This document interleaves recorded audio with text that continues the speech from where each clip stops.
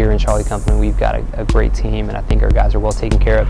Okay, we'll keep it down. I think there's a mission brief going on, but I'll open the door and let you guys take a look at it. Commander's intent basically equals up to us safe arrival of equipment and troops. Nice. Yeah. Thanks, guys. CP-Charley. Cool. Charley Company's mission to support Operation New Dawn is to assist in the drawdown of forces in Iraq. We go through different scenarios, battle drills, to make sure that guys know how to respond, they know how to conduct their mission. While you're trying to suppress the fire. However, these guys need to hear this and basically ensure that every soldier knows the mission, so if something were to happen, the next soldier can step up and take charge. I kind of jumped on board this because I got a basic 2 weeks before I went to mobilization. I was enrolled in college, so they told me you don't have to go on this deployment, but I thought this might be my final chance, so it'd be good to get the experience and the combat patch and stuff like that. So I jumped on board as soon as I could.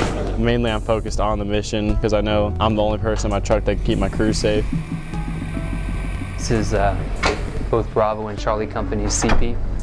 And this is Bravo Company Commander, Captain Sizemore's office. First Sergeant's office, right here. This is my office area. So really nice accommodations here for us. First Sergeant Mayfield's office, Lieutenant John. Hey, sir. Our EWO, our electronic warfare officer works, our commo sergeant, this is like their workspace. Yeah. This is where our admins work for both companies. Use this space. My XO's desk and Ops Sergeant. It's Captain Sizemore, Bravo Company Commander. This is our it's our CP rather. And so each company has their work area, and they can track on our Blue Force trackers and our set tracking board there when sets are outside the wire.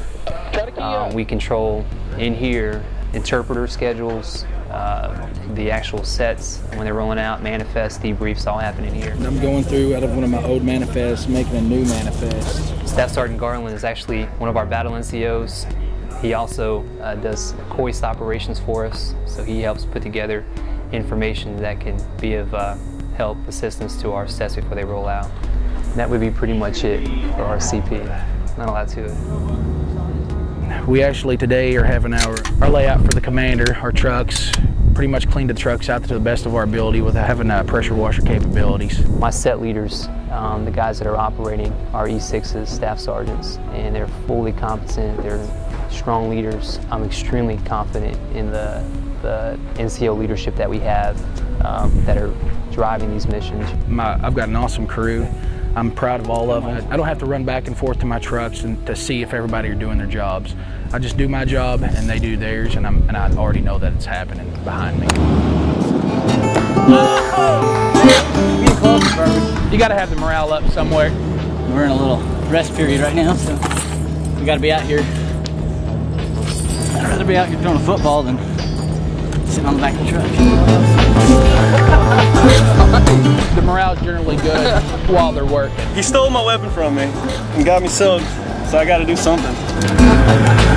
I let them have their fun, so they work that much harder for me. Let's go ahead and do these checks. Inspecting, cleaning weapons, making sure everything is good to go in case we got roll out at any time. This is my second deployment. I was actually at this base. I was here in 06, 07. I parachuted in northern Iraq with 173rd. We pushed south and ended up actually up in Kirkuk, and I stayed there for the duration of my year. Seeing the progress that's been made over 2 deployments, just how things have changed. To see guys develop, have the opportunity to do their job every day, to be a part of this. I think there's a lot of pride as well to be a part of the Kentucky National Guard. I'm proud to be a part of the drawdown, and the unit that was over here before us was here for a year. Is there time to go? And we're here, we're fresh, and ready to close this thing down. The ROE has changed as far as, part of the agreement with the Iraqi government is that anytime there's deadly forces used, that we have to look into how we responded and if that was the appropriate response. But again, we're a professional army and we should be held to a high standard. It's going to get really busy. We're going to be moving from base to base. The op tempos, it's pretty high. One of our sets are doing a day on, day off, day on, day off. And with the longer missions, we'll probably do every other day a mission. So every 2 days a mission.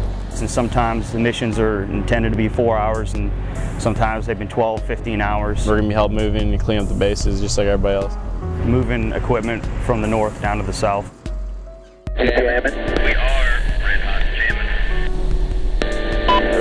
As we are operating outside the wire, the whole share the road concept is probably the most significant one that guys who have been deployed with are having to experience. Just one of those things we hand over that responsibility to the Iraqi police, the ISF and the IAs. Even with the constrictive ROE that we have, we know that the MRAP has proved very successful. The biggest thing that has changed has been the equipment. Equipment is 100 times better. You know, every vehicle has what they need to have.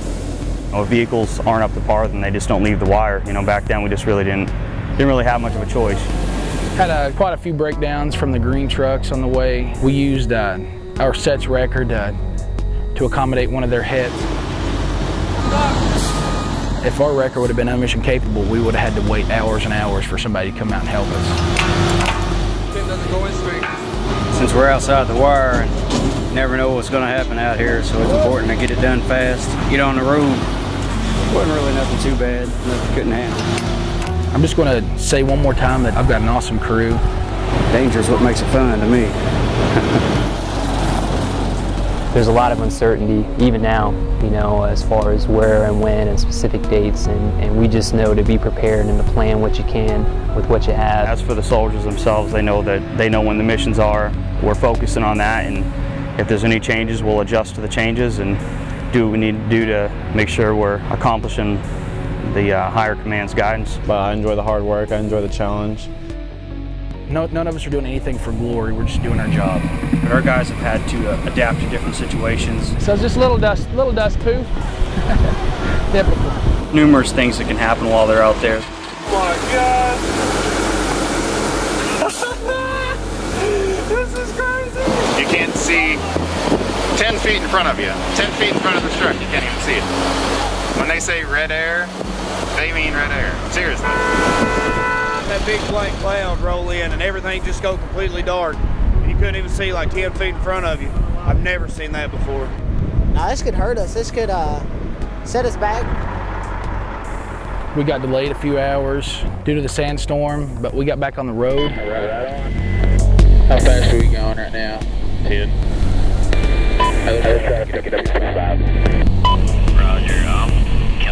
Personally, that this is an important thing to be a part of. Just knowing that I have the opportunity to be a part of Charley Company, and knowing that my guys are giving their absolute best day in and day out.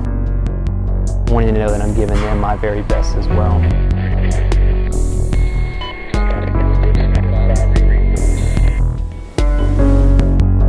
That's good to see that Iraqi people are kind of getting their stuff together, which is what we want. The Iraqis and their government can handle a situation here, and we've really been training them up. We want them to be a self-governing people. I'd say the world's definitely a safer place now. Great to be part of this history of our Army and, you know, making history for the state. Whenever it's in the history books that this post was closed down, they're going to look back and they're going to think, wow, I was one of the guys who actually helped pull all those troops out. I did a big thing over here. And bottom line is, I think when it's all said and done, I think the people of Iraq will be in a much better place. If they're not proud now, they will be of what they're doing. I'm proud of my guys. I just want their families to know that they all did great things while they were here. I think it's an important thing that we've done and something that we can be proud of. And hopefully just one step closer to what their democracy is going to look like.